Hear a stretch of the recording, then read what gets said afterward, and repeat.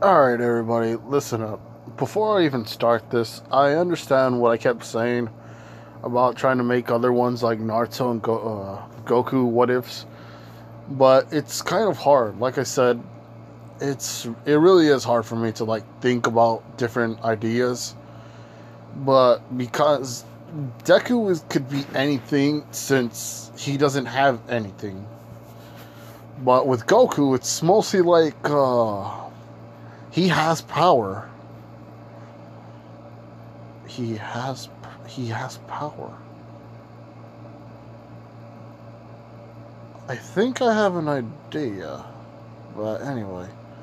Also, the Naruto one, there is some ideas, but it's kind of hard to think of like what could like happen, what his idea or what his technical freaking the possibilities of what would happen in Naruto is much more harder than possibly what would happen in like with Izuku or what would happen to Goku, because Goku and Deku are more like easier to like think of,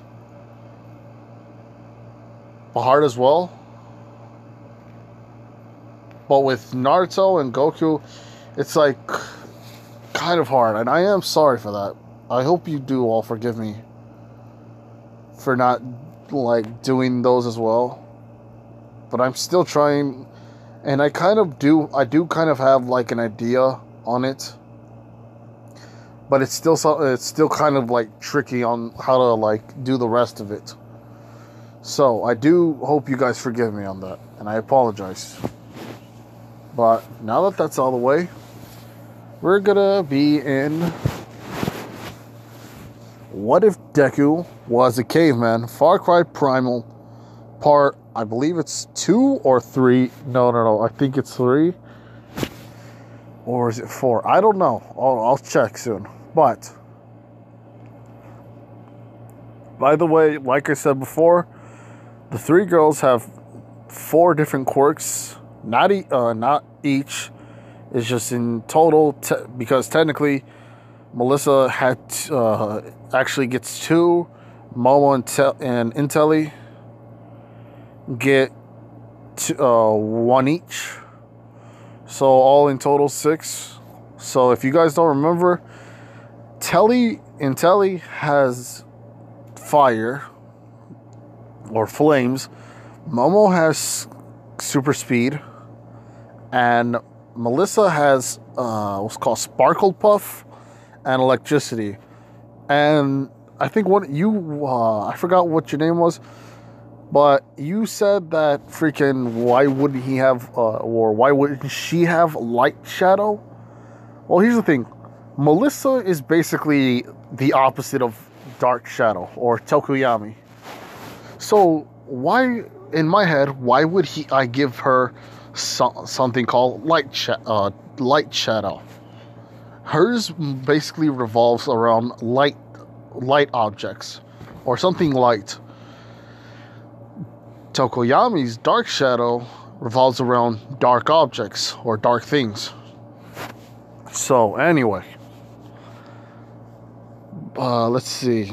Since Bakugo didn't get taken up, they freaking train. All of them. They do. All 4 of them train. And no, this Deku isn't going to have a freaking Deku squad. Probably in the future. Probably around part 4. Or no, not part 4. I mean like probably season 3. That's when he starts having that. But no, this is like season 1 Deku.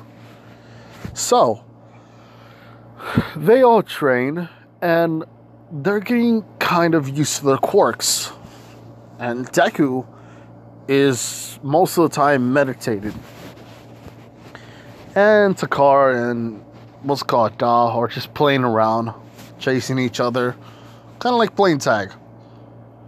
So after they're done for, let's say, I don't know if it's I think it's 10-month training. Let's say they're halfway there. Already halfway done. And, since they're tired, they're all probably going to just watch a movie and after that sleep. Which, in Telly's family, since, let me see if I actually, hold on, wait. I don't know just yet. Oh yeah, I put Momo versus T-Girl. Saiko in Telly. Yeah, so that's her. That's the one I was talking about. Which, if you got to think of it, she is adorable. And yeah, she's like the kind of girl who would just like be shy and like cocky at the same time. But if you do anything to her, like kiss her or just hit her, she'll basically just like have no reaction. She's kind of a ditz sometimes when that happens. So it's kind of like Momo when people find out she's rich, she doesn't know how to respond. But yeah, they are watching a movie, and Intelli is right there, like lying down on his lap, not doing anything. They're only 14. But anyway, they're all probably asleep. Momo talking with her. Talking to her about how Deku probably is one of the most strongest humans alive, since he is the first of his kind, or one of the first people walking on Earth. And she says that it's kind of weird. Sorry. Okay, anyway. She says it's kind of weird due to the fact that Deku is... Oh, sorry. Okay. Ah, sheesh. She says it's kind of weird due to the fact that Deku is probably just the only one of his kind, but it's kind of weird how his quirk is so powerful. It's one of the first quirks, so she thought that maybe his quirk was probably the one that founded all the other quirks. And they thought about this for quite a while, and they ponder about it. But they just eventually let it go. And Deku wakes up, and Intelli and Momo are thinking, why don't we just show him this kind of cartoon that has been here for quite a while? And they switch it on, and it shows the Flintstones. If you guys have never watched it, I think you guys should watch some of it. It's funny. Well, I guess as funny as it could be in 2020. But still. She said... okay. So, Intelli is like laughing, saying how Deku is freaking somebody who rides on animals, while there are people who progress much more further. And she's laughing and saying, so what do you got to say about that, huh? Like, just like making fun of him, like, well, she isn't being mean or anything, she's just kind of like doing her own thing. And Deku doesn't know what she means, but all he just knows is that just kiss her and just, go to sleep. And he just kisses her, and she kind of gets blushy, and he says, well, good night. And yeah, he just lies back down again. Or they were probably all sleeping on the floor or something like that, how typical kids would do. But, oh wait, they're teenagers. So, yeah, they're just, sleeping wherever they can. And let's just say the next day arrives, and they train for the rest of the way. And yeah, they all go to school. And they go to UA. Well, they go to UA. So, Deku, Intelli, Momo, and Melissa are all there. They're all sitting in different seats because since technically he sat with Oh, wait a minute. He sits actually next by. Let's just say he sits by just some random person. And sits. He doesn't have a last name. Technically, he doesn't have a last name. But it's Izuku Midoriya and Katsuki Bakugo. So I don't know how these two. I don't know how sitting works. So let's just say he's with a random person. Yeah, pretty much it. And Deku is thinking, alright, just answer the questions or just hear what the teacher's saying. And that's when Ida does whatever he does. And yeah, Melissa is like sitting next by him. And she's saying, I think you should just calm down. I don't think the students have, or I don't think he hasn't finished yet. And Ida says, hush up now. Even though you might be the daughter of David Shield, that doesn't give you the right to tell me anything.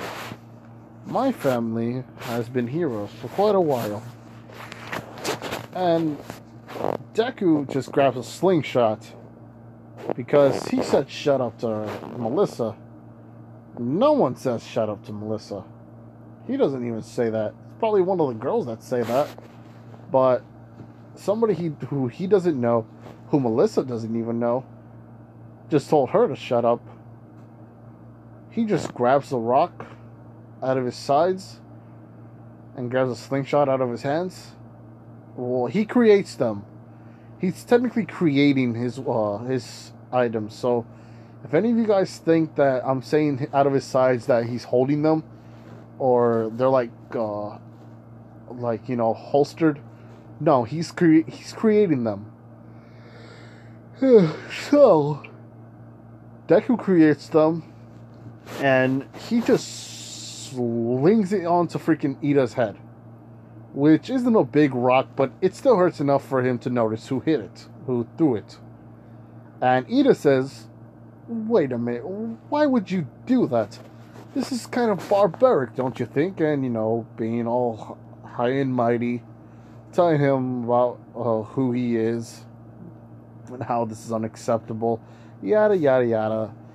A stick up my rear end, that kind of stuff. So, Deku said, shut up and just listen. And he just sits back down. And Ida's like, yeah, I kind of look like the jerk, so I'm just going to go back to my seat. Yeah. So, anyway, Deku is... Oh, I'm sorry, guys. I'm actually very tired, but I'm still going to keep going through this. Deku is right there with the other people, and they're pretty much done listening with freaking... How do I say it? With freaking Ida and freaking President Mike. So, the whole, them all going to the freaking starting line. And Ida's going... not Ida. Deku is going to freaking... the girls are coming to him. And Ida says... What's it called? Well, Ida... Hold on, how do I say it?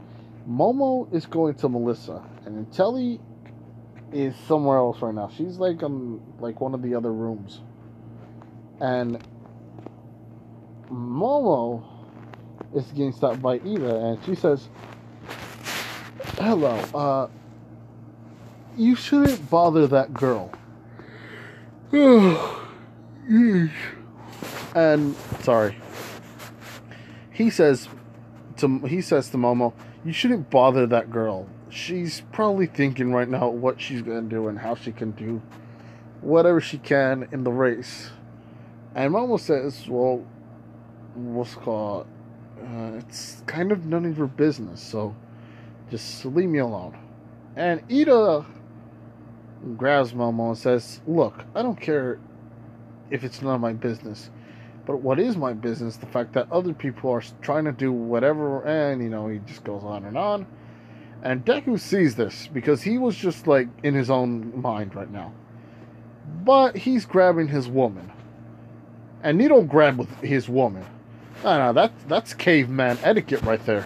You don't just grab somebody else's woman right there. His soon-to-be wife. No.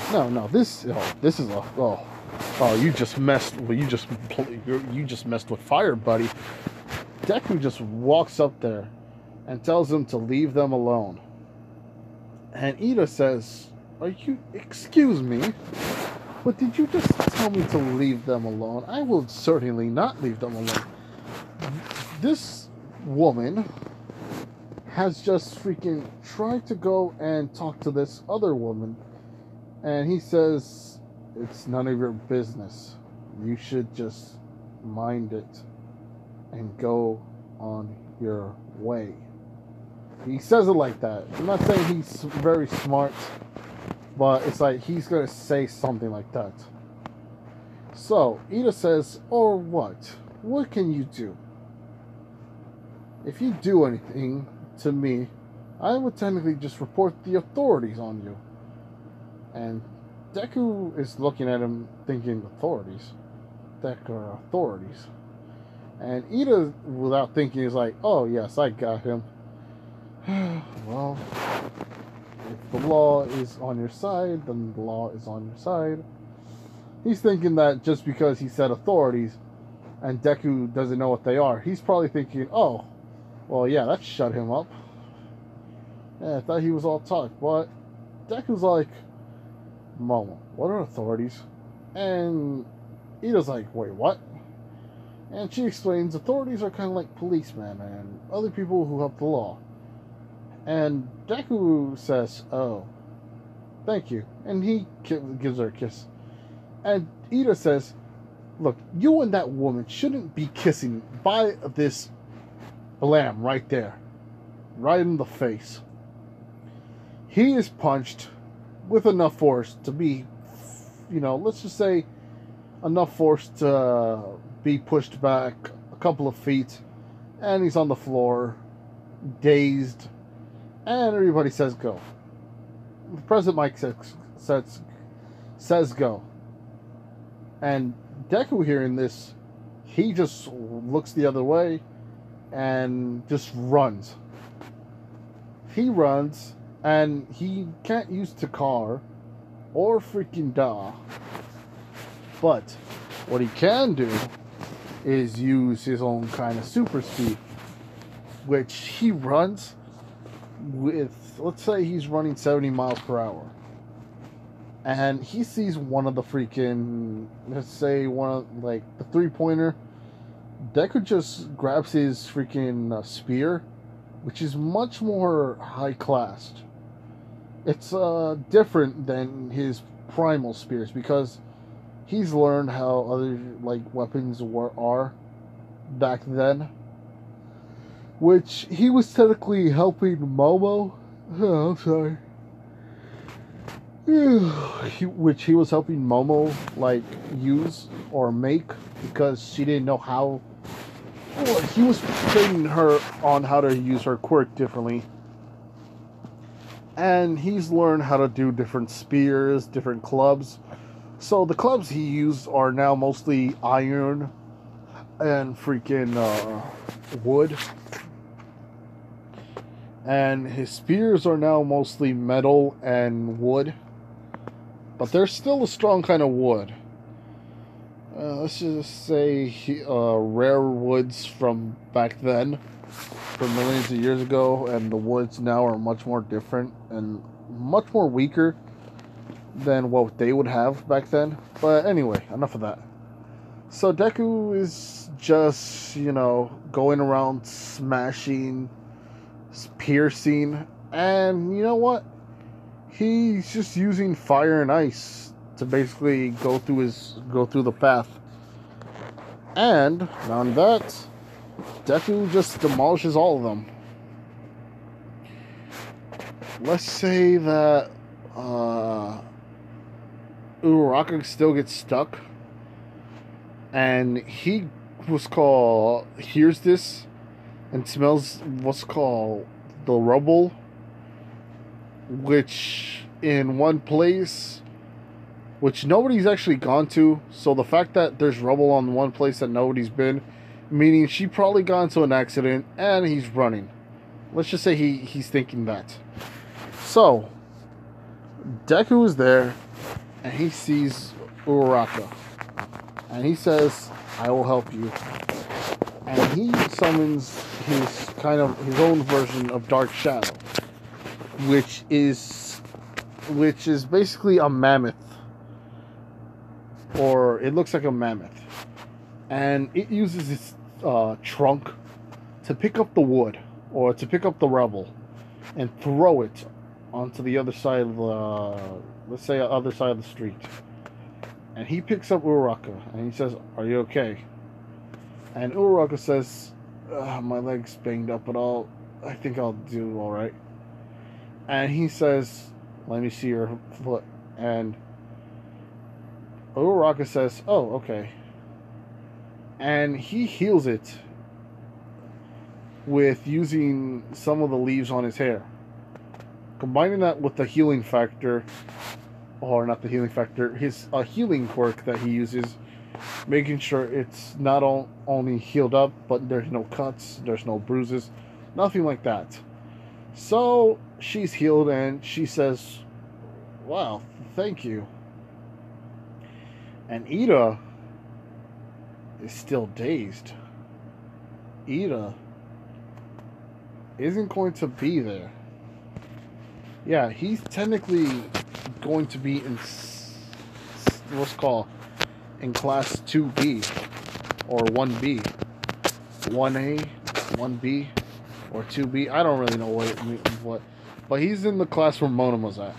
And there's a person who I wanted to be there, but nobody actually thought of. And this one is Tetsu Tetsu. Why would I say Tetsu Tetsu? Because he's technically the same as Kirishima. I do not know why what's called Tetsu Tetsu Metal Man lost, but Kirishima got there. So I thought the jerk is going to be gone and Ida is going to be in class 1B or 2B, I don't really know. And Tetsu Tetsu is going to be there. But unfortunately, Ida's going to be back. You'll know why. But anyway, they're gone. Wait. The 0 pointer. So what happens there... I'm sorry. Ida's there. And... No, wait. Not Ida. The 0 pointer's there. And everybody sees this and they run away. And Momo and Melissa don't know what's happening. They see the 0 pointer. But they also see in the distance Deku. And Momo's running to him. And she's thinking, wait, he's not going to what's called fight that thing head on, isn't he? And she runs to Deku and she says, "Deku, what are you doing? We have to go." And he says, "No, I will not run." And she says, "Wait a minute, why don't you just leave? You have to come with us. This thing can kill you. You see the size of him? Or that thing?" And Deku says, "Look, Mama, I understand that you're scared of this thing. But you can run if you want to. I will not get mad. But I'm going to test my limits and see what other things I can do. And besides, I'm not going to die. You've seen me almost died once. This is nothing. So, please just go somewhere else, alright? I understand what you're feeling, but I'm gonna be alright. And Momo says, you promise?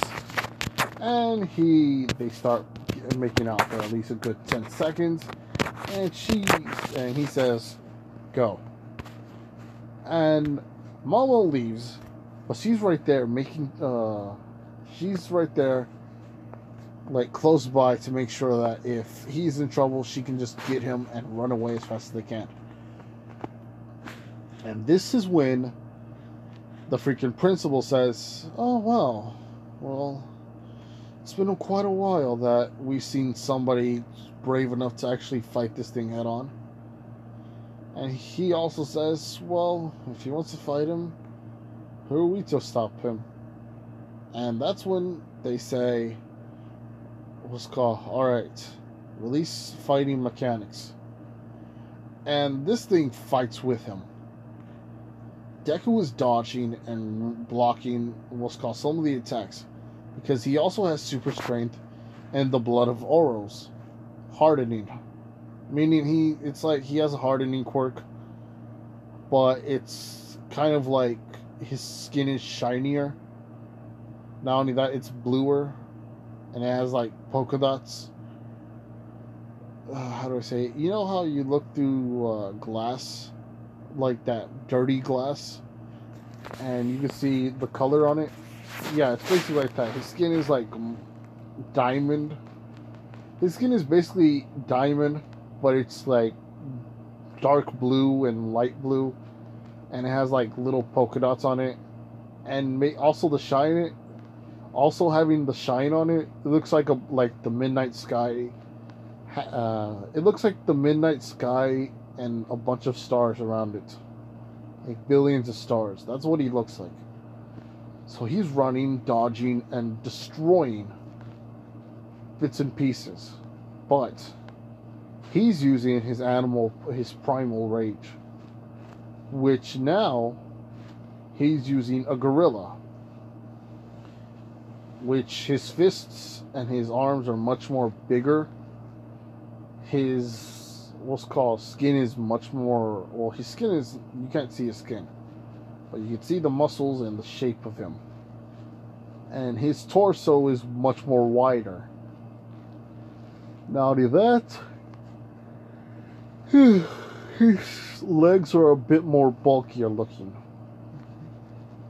So he runs and he starts smashing it with a lot of rage, breaking each of the freaking metal pieces off. And now he's inside there, and also using his teeth, he's chomping on the freaking wires and everything else that the freaking Zero Pointer has, until he reaches for the head, and he picks it up and spins it around a couple of times, and it twists like a top. So yeah, Deku is basically the winner, or he basically beat it. Time runs out, and yeah, they're done for the day. Next 2 weeks, they're worrying, and Deku's right there saying, I believe in you all, so you guys are okay.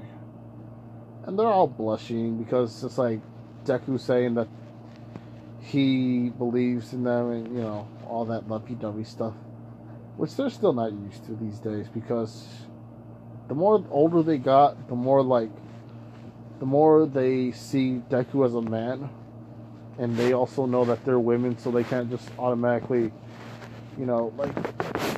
do a lot of things that they used to do as children, but they all do want to marry him. So basically that's it. So he finds out that he's the first one, well, he passed. Not only that, he breaks All Might's record.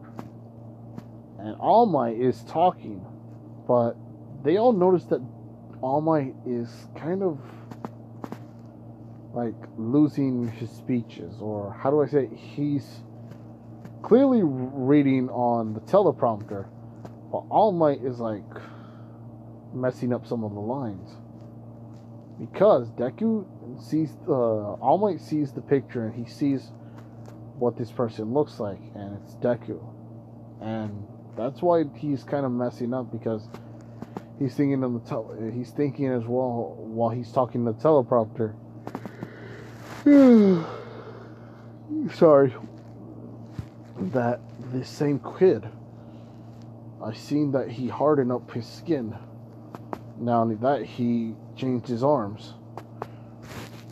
And not only that, he also used ice. Did he use... Is he working for All For One? Is he working with All For One? And that's pretty much it right there. So, after that, Deku is technically with Takar and they're just hanging around. Deku is meditating in his mind, because sometimes Takar is there. He has to just train or work hard enough, and he sees freaking Takar and his own freaking lion. It's basically a blood scar, saber tooth. Yeah. He talks with him, and he's like on top of it and saying, "So, you passed, my child." And he says, "Yes, I did, Grandpa." And Takar says, "Well, I believe in you. You are special after all. So, anyway, your wives, tell me a bit more about them." He explains about how they all are, and this is when Deku says, "Well, I'm going to marry all three of them." And Takar's laughing, and he says, "Ha ha ha. Ah, kid. Well, you got one up on me." And they're kind of having their own little talk.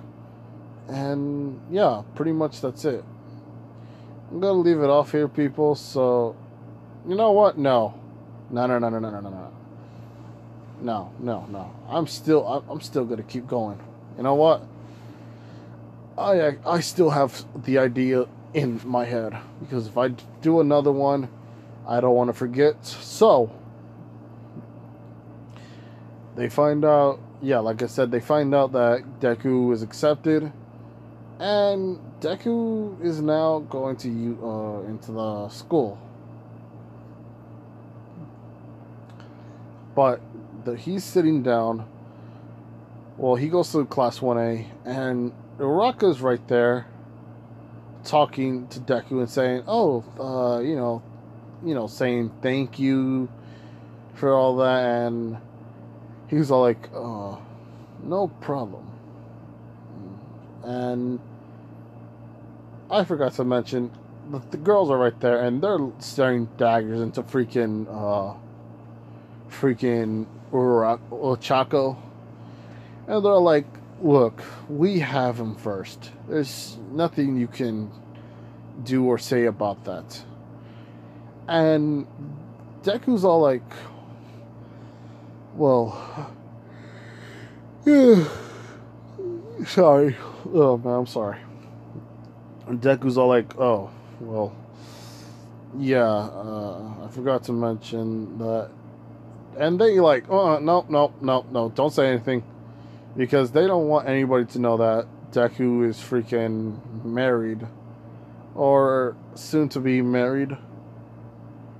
And yeah, pretty much right there. And now let's see. Ida isn't talking to freaking Bakugo, because Ida's not there in class 1A yet. So Ida's right there and going into the classroom, and he says, you pathetic, measly excuse of a human being." And Deku's like, Are you talking to me?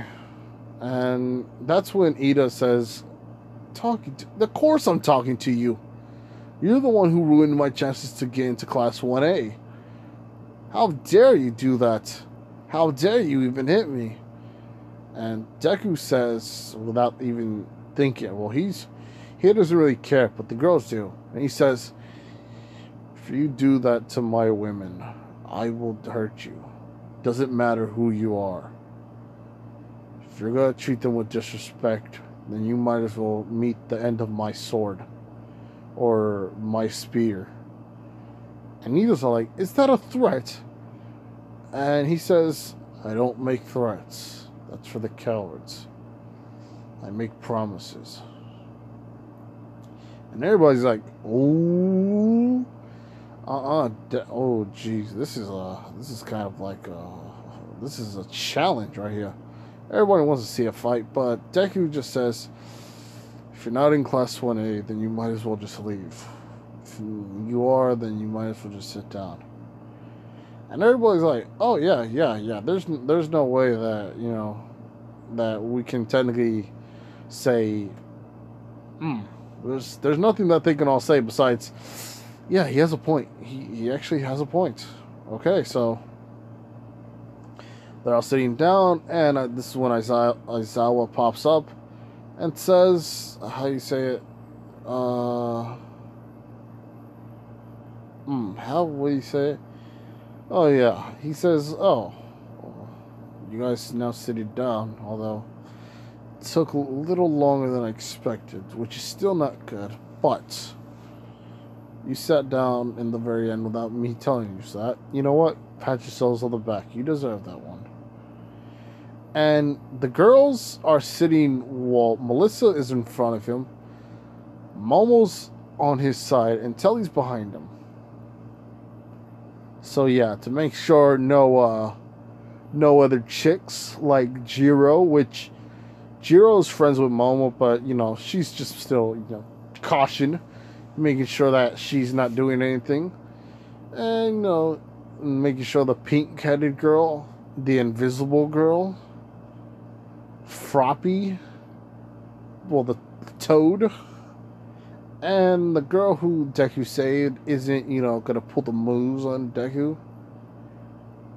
Which, you know what, we're gonna leave it up. No, wait a minute. Nope. And okay, so here's the thing. They all go get dressed. They all see Deku, and they see a lot of scars. A bit more gruesome for people's tastes. But they see muscle. They see a wound that looks like a shot, like a bullet wound. And they're like, what happened? And Deku just explained. Because Deku isn't mostly rude in this one. He's basically telling it how it is. And yeah. Let's see. Mineta tries to peep, but Deku grabs him, and he grabs the top of his head, and he says, if you look at my women one more time, without with them changing their attire, you're going to meet my spear, and I'm going to grill you and feed you to my bear and my cat. And Mineta's like, okay, boss, you know what, I screwed up, boss. That's how I'm just pretending he's talking like that because, you know, he is scared and, you know, for his life. That's pretty much it. Now, what happens is All Might tells him to see, to try to like erase Deku's quirk, because he doesn't know why, but he has a feeling that Deku is not all to be what he seems, and he's saying that just see what Deku does, and Deku He's the first one to throw the ball, but he gets all of it, even the side-to-side jump, and even the ball throw. Well, he's not using the freaking infinity thing. No, he throws it at with maximum force, and everybody sees how fast he is, how strong he is, how much what's it called, how flexible he is. Because I forgot, or I don't know, but Deku went to freaking how do I say it? Deku does his whole freaking, or the students have to do the whole like touch your toes thing, or how far you can reach. And Deku does that, and he basically passes all of it. Because Deku, yeah, he's much more better than your freaking average hero. And Telly does use her fire quirk. And this is when Todoroki looks at her and thinks, oh yeah, she's going down. And you know what? I'm going to leave it off here, alright? Like, comment, subscribe, and you know what? Bye.